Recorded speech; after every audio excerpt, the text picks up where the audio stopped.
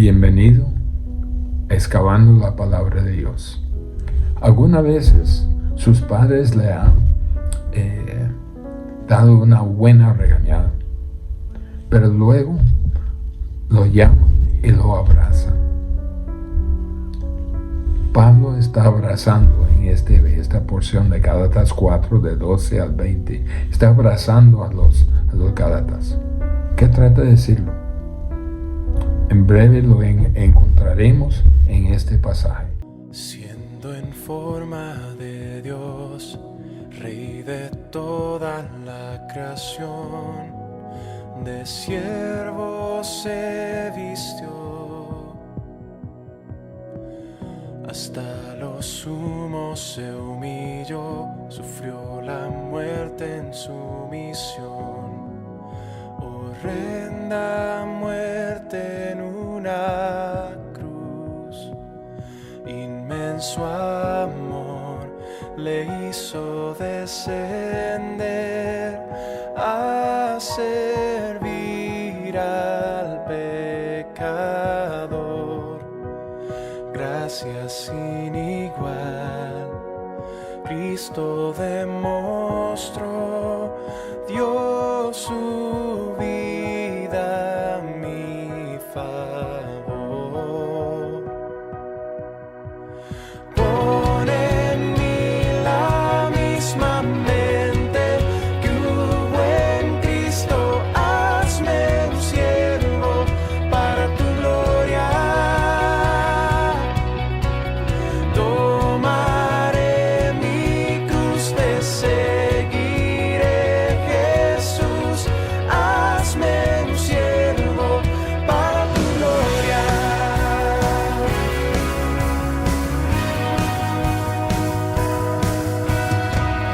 Soberano e inmortal, coronado en majestad, lavando mis pies,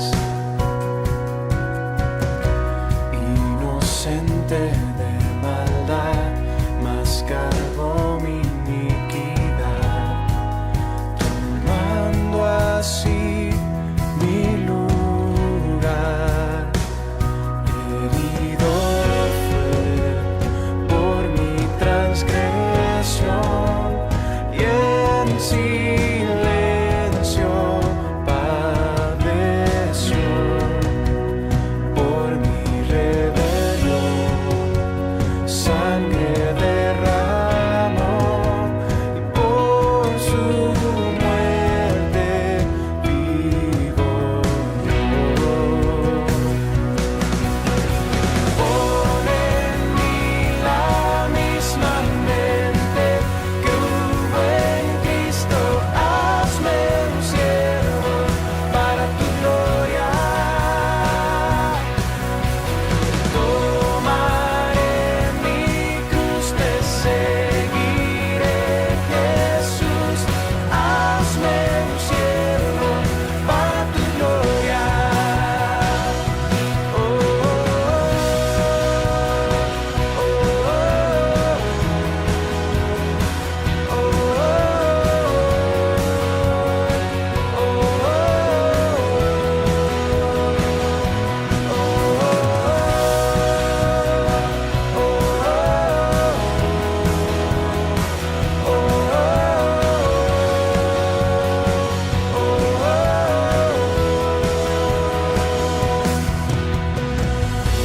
en mí la misma mente que hubo en Cristo, hazme un siervo para tu gloria.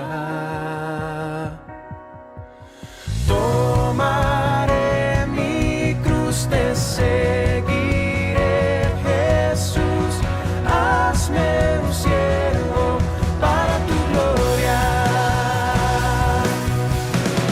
Pon en mí la misma mente que hubo en Cristo, hazme un siervo para tu gloria.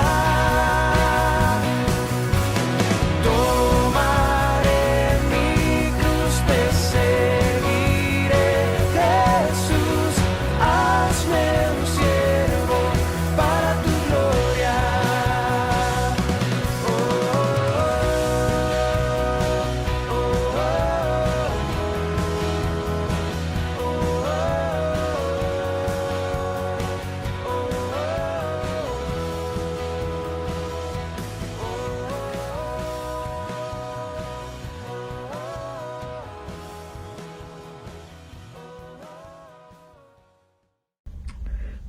En Gálatas 4, de versículos 12 al 20, vemos el lado amable de Pablo. Es una visión poco común. Lo vemos de vez en cuando, particularmente en 2 Corintios. Pablo aquí usa una palabra que casi nunca usa en ninguna otra ocasión en los 13 epístolas de él. Está en el versículo 19, donde dice, hijitos míos. En su mayor parte, esto no se trata de teología, no hay referencias al Antiguo Testamento. Aquí es donde su corazón toma el control. No ha terminado. A terminar el versículo 20, dice, pues estoy perplejo en cuanto a vosotros, pero trata de apelar a ellos desde su corazón. Juan usa esa palabra con frecuencia, pero solo aquí Pablo la usa. Es una variación, una diminutiva de la palabra griega que significa niño.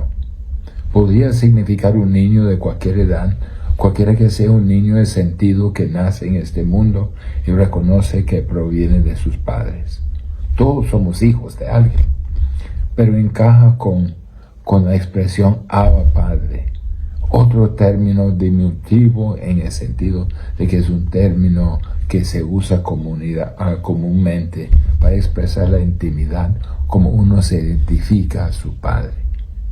Y lo vimos en nuestro último pasaje. Él los llama hijitos míos. Así que se compara a sí mismo como una madre. La mayoría de las veces se proclama padre. De hecho, le gusta proclamarse a sí mismo el padre en el sentido de la autoridad en la vida de aquellos que están en la iglesia de Jesucristo, como apóstol de Cristo mismo, así con autoridad del Padre. Pero aquí él se representa a sí mismo en el versículo 19, donde dice, hijitos míos, se imagina a sí mismo como una mujer en trabajo de parto, hasta que Cristo sea formado en vosotros. Ese es el lado suave, podría decir, del apóstol Pablo. En 2 Corintios 10:1, Pablo mismo se refiere a la mansedumbre y ternura de Cristo. Así que vemos a Pablo mientras expresa su corazón amoroso a los amados cristianos en Galacia, que lo están frustrando y afligiendo a la vez. Lo están frustrando y lo están afligiendo su corazón. ¿A qué se debe esto? Pues habían comenzado en el Espíritu.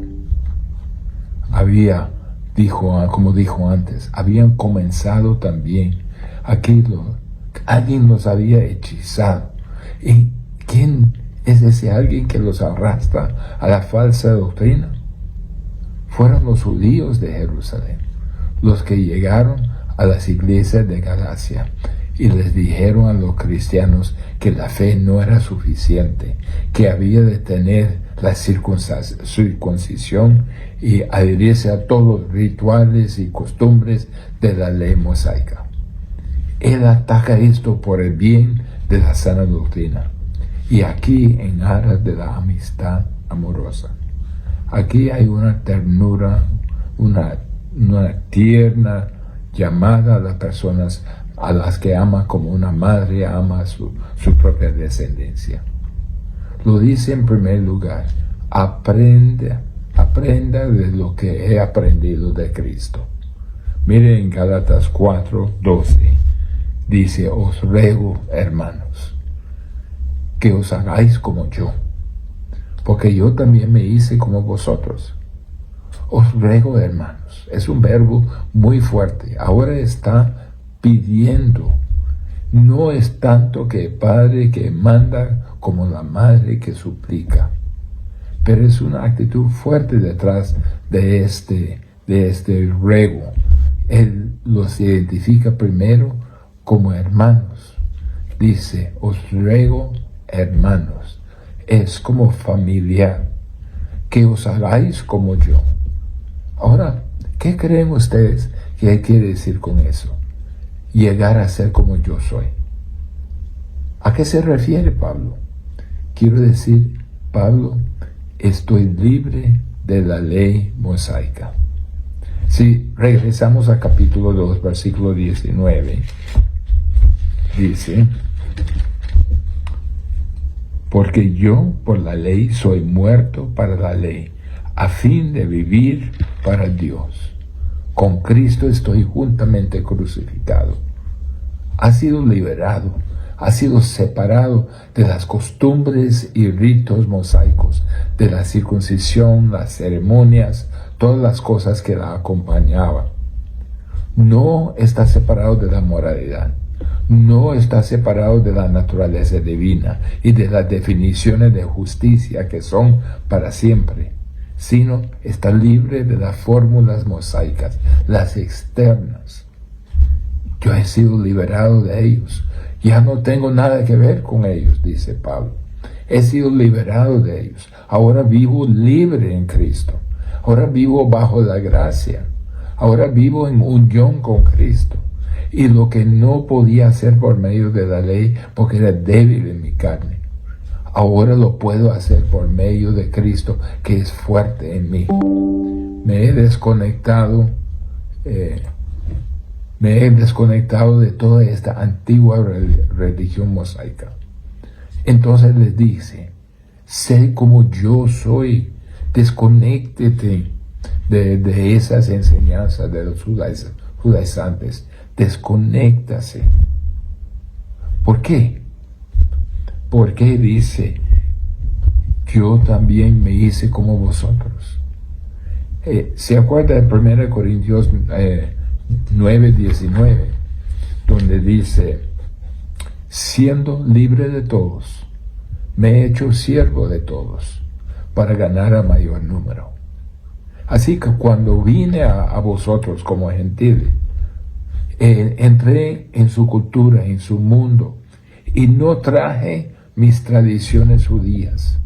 Vine a ti como si fuera un gentil. Como judío tenía toda esta prescripción legal que me ataba. Como judía me gustaba.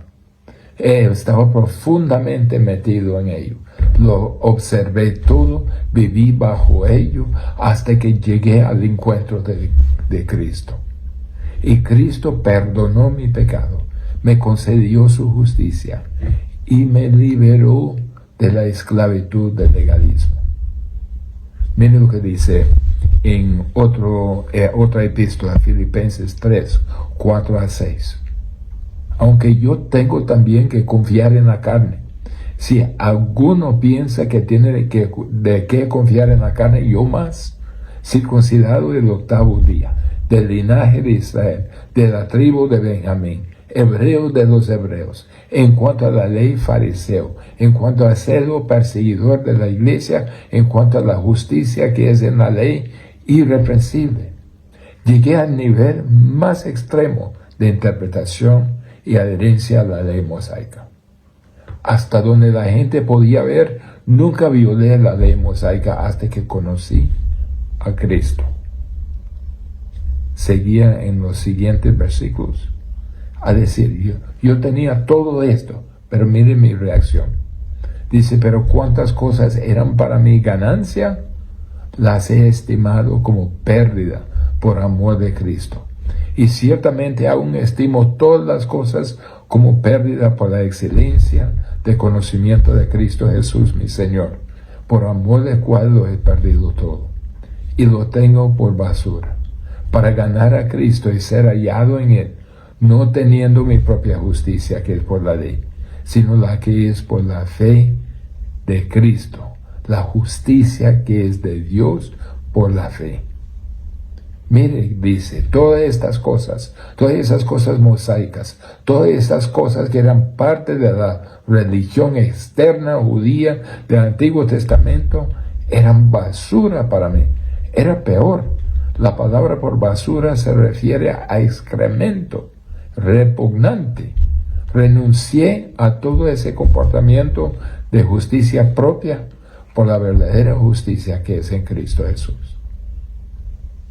No es la ley moral que se separa, es la externa, la que Él había dejado a un lado. y esa estructura religiosa, esas cosas externas, las que había dejado a un lado. Había abandonado las costumbres de su pueblo, había abandonado la tradición de sus padres.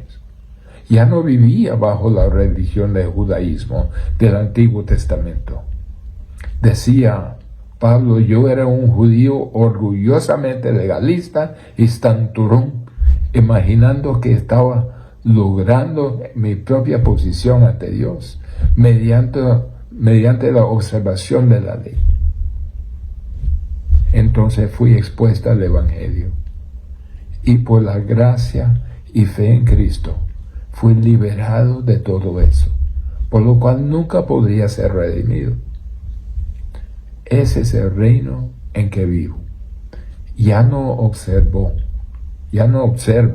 ceremonias ni rituales. Lo que está pasando es que los Gálatas son gentiles, que nunca tuvieron nada que ver con la religión mosaica. ¿Qué es lo que está pasando?, dice Pablo. Se les dice que deben volver a la religión mosaica si esperan ser salvos de su pecado de juicio. Y Pablo dice: ¿y ahora quieres volver a eso de que nunca fue parte de su vida en primer lugar? No, sé como yo, porque yo me he hecho como usted. Yo tenía todas las ventajas del judaísmo, tenía todas las ventajas a nivel más alto posible. Esa devoción a la religión judía. Y todo se ha ido, todo es basura, todo está vacío. Y ahora me he vuelto, por así decirlo, como un gentil libre de eso.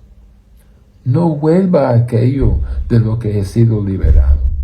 Ya no están bajo la ley mosaica, están en Cristo.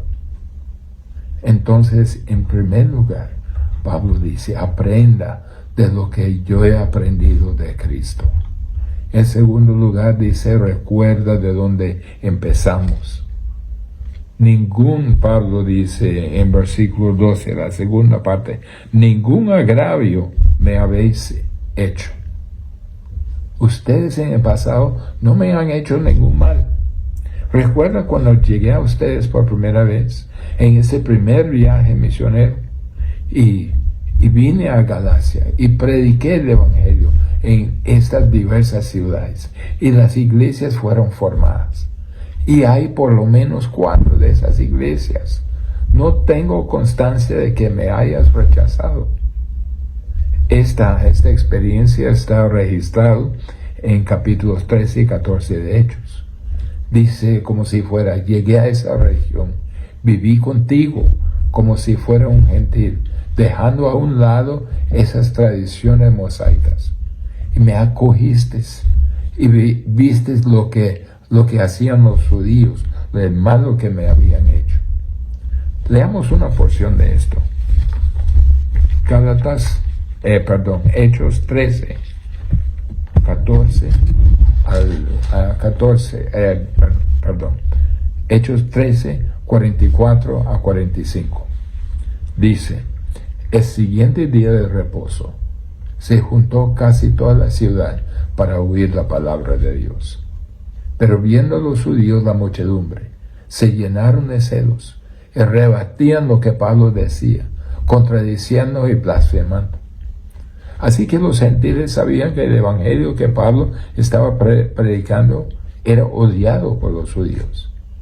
Pero sigamos, versículos 48 y 49. Dice: los gentiles, oyendo eso, se regocijaban y glorificaban la palabra de Dios, y creyeron todo lo que estaban ordenados para vida eterna. Y la palabra del Señor se difundía por toda aquella provincia. Y en versículo 52, y los discípulos estaban llenos de gozo y del Espíritu Santo. Pablo dice: todos ustedes estuvieron ahí en los primeros días, en ese primer viaje misionero, cuando prediqué el Evangelio. Ustedes sabían que los judíos odiaban al Evangelio que yo predicaba, pero lo lo creyeron, lo recibieron con gozo, con bendición y salvación, y no me hizo ningún mal como hicieron los judíos. Si tenías algún problema, ¿por qué no lo mencionó en ese momento? No me has hecho ningún mal. Rogó que te enseñara más. Rogó que por lo menos la verdad del Evangelio me comportaba como un gentil y los judíos me llamaban blasfemo. No hiciste esto en aquellos días de conflicto abierto con los judíos. ¿Por qué lo haces ahora? Vamos al versículo 13 de Gálatas 4. Pues vosotros sabéis que a causa de una enfermedad del cuerpo os anuncié el Evangelio al principio. Entonces, ¿qué está diciendo Pablo? Es probable que Galacia, toda esa religión, no estuviera en el plan para el primer viaje misionero. Pablo estaba ahí no porque lo había planeado, sino porque estaba enfermo. De alguna manera, en la providencia de Dios, Pablo contrajo algún tipo de enfermedad. Eso es lo que está diciendo. Eso es claramente a causa de una enfermedad de cuerpo os anuncié el Evangelio al principio. Si no hubiera estado enfermo, no habrías escuchado el Evangelio. No sabemos por qué fue ahí, pero Pablo estaba ahí, estaba enfermo. Basta con mantenerlo en una zona para que no pudiera ir a ningún otro lugar. Ahí estaba yo, decía Pablo. Estaba enfermo, tan enfermo que no podía irme. Tan enfermo, fuiste una especie de ocurrencia tardía. Eso es la única razón por la que estaba ahí. Pero Dios tuvo un plan mejor. Ahora, mire a Gálatas 4:14, su reacción. Y Pablo dice, Gálatas, la prueba que tenía en mi cuerpo, literalmente dice, mi enfermedad fue una prueba para ustedes. ¿Por qué? Porque no era capaz de hacer todas las cosas que querían que hiciera. Y no me despreciasteis. Cuando yo no podía hacer lo que ustedes querían, no me despreciaron. Eso significa considerar como nada. Ni me desechaste. Esto significa escupir como así. Entonces no me consideran como nada, no me escupieron, no pensaron en mí como nada. Me escupiste de vuelta a pasar de que tenía esta enfermedad, que era una prueba o una tentación para ustedes.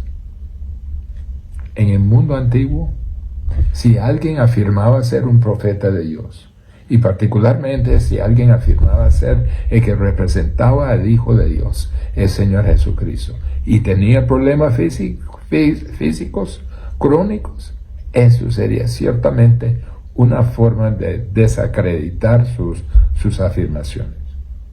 ¿Por qué fue una tentación? Los judíos en primer lugar creían que si tenías una enfermedad, esto era el juicio de Dios, y porque usted había hecho algo malo. Y los gentiles tenían la misma creencia. Pablo, seguro de cuando estaba enfermo, dice, me van a rechazar. Pero todo lo contrario. Miren lo que dice. Antes bien, la última parte de 14. Antes bien me recibiste como a un ángel de Dios, como a Cristo Jesús. ¡Wow! ¡Qué declaración increíble! Y eso muestra la obra del Espíritu de Dios en sus corazones. Ustedes me recibieron, no cedieron a la tentación de juzgar al mensajero y juzgar el mensaje por mi apariencia externa, por mi enfermedad física, pero me recibió como si yo fuera un ángel de Dios o de Cristo Jesús mismo. ¿No se acuerda de estos días? Pablo sigue adelante, versículo 15. ¿Dónde pues está esa satisfacción que experimentabais? ¿Qué pasó? ¿Cómo se llegó a esto? Estaban tan felices conmigo. Estaban regocijados, llenos de alegría. Los discípulos se multiplicaban a la medida que proclamaron el Evangelio. Experimentaron una alegría inefable, llena de gloria. Experimentaron la obra del Espíritu Santo. Tenían plena confianza en mí, que a pesar de mis graves insuficiencias humanas, me recibieron como si yo fuera el mismo Jesús. ¿Dónde está entonces esa sensación de bendición que tuvieron? La bendición puede ser felicidad o satisfacción, pero ¿dónde está esa sensación de satisfacción que tenían?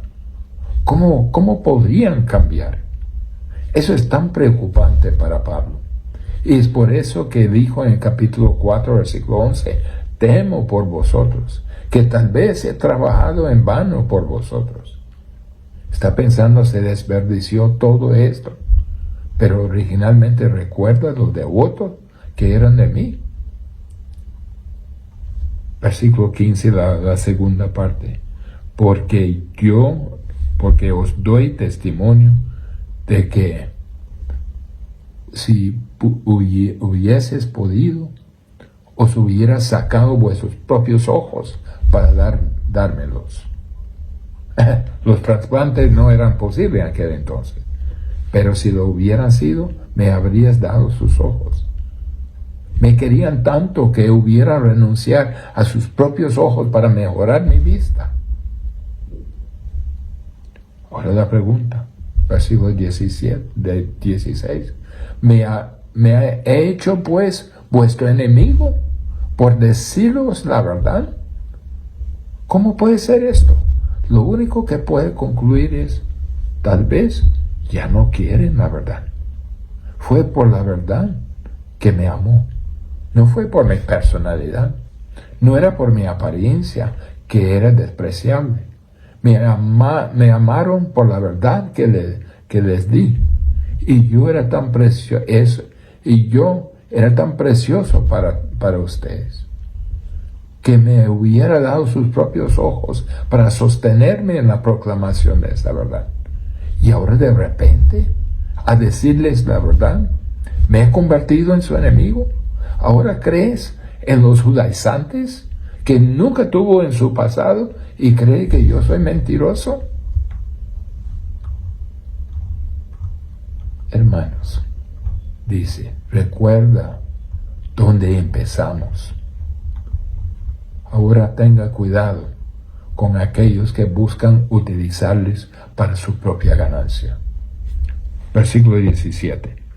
Tienen celo por vosotros, pero no para bien, sino que quieren apartaros de nosotros para que vosotros tengáis celo por ellos. Deberíamos conocer este versículo. Ese versículo se aplica a toda la religión falsa y a todos los maestros falsos. Es un versículo definitivo. Tiene celo por vosotros. Eso se refiere a los judaizantes que enseñaban sus mentiras mosaicas. Les cortejan, hacen un escándalo por ustedes para conquistarles, favorecerles. Tiene celo es tener una profunda preocupación. Ellos, estos falsos maestros, persiguen agresivamente a los gálatas. Así es con la religión falsa. Es una religión buscadora. Son agresivos. La religión falsa se está extendiendo como un incendio forestal por todo el mundo de hoy. En 2 Corintios 11 dice que Satanás está disfrazado como ángel de luz, igual a sus emisarios y embajadores. Mateo 23, y van por todas partes haciendo hijos dobles del infierno. Y hay hijos del infierno. Ahora, cuando usted se mete en esa religión falsa, usted es doblemente hijo del infierno. Pero ellos lo buscan, ellos tienen celo para usted, pero no para bien. Lo buscan ansiosamente y no de manera digna de elogio. No honorablemente, no honestamente, no con ningún propósito loable, como todas las sectas falsas, los maestros falsos, las religiones falsas, quieren apartaros de nosotros para que vosotros tengáis celo por ellos. ¿Por qué quieren que lo busques? Porque representan el reino de Satanás. Hacen lo que hacen por dinero. Los falsos maestros lo hacen, según las Escrituras. Lo quieren apartados. Literalmente lo quieren excluirles de los beneficios de la verdadera salvación, de caminar con Cristo y de vivir en el poder de Cristo. Quieren excluirle de la libertad en Cristo. Quieren cerrar la puerta. Quieren poner una barrera. Y luego quieren que se dé vuelta y lo busques a ellos. Gálatas 6:12 dice: todo lo que quieren agradar en la carne, estos os obliguen a que os circuncidéis solamente para no padecer persecución a causa de la cruz de Cristo. Están haciendo una buena demostración en la carne para obligarles a ustedes a ser circuncidados. Les persiguen. El corazón de Pablo está realmente afligido aquí. Está realmente roto, quebrantado, porque está viendo lo que siempre hacen los falsos maestros.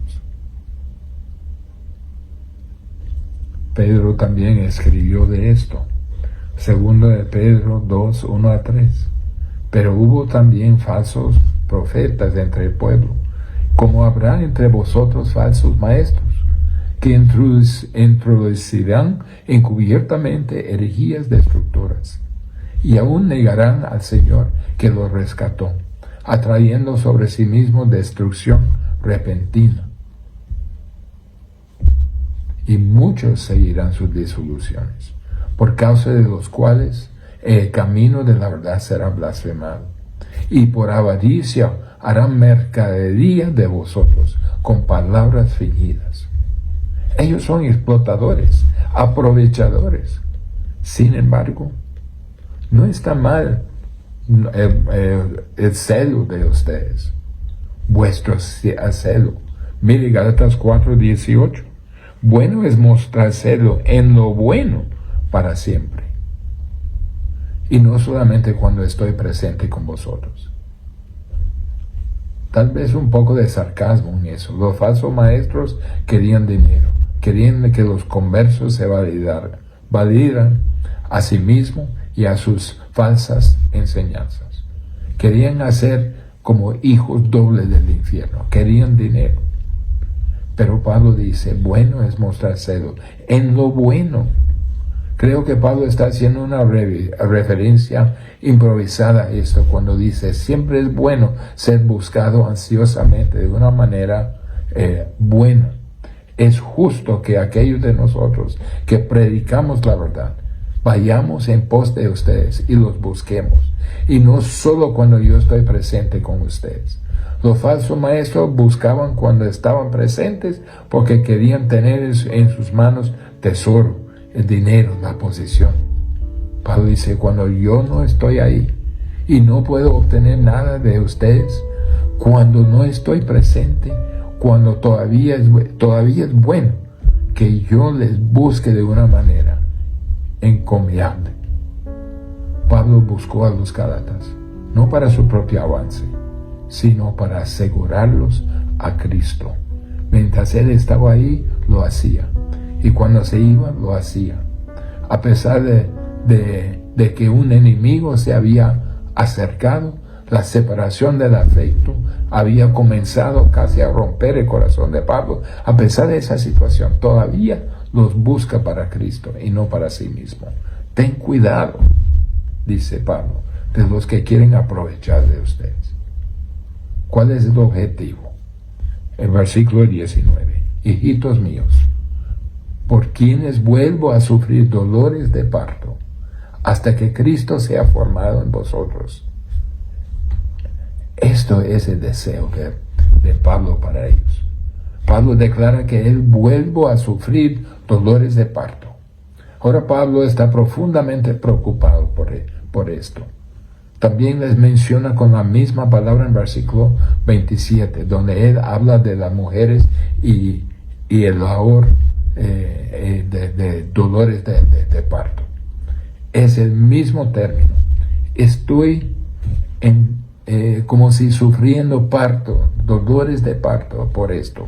Estoy pasando por un dolor insoportable y prolongado para ver a Cristo formado en ustedes. Por tanto, declara que Cristo ya está en vosotros.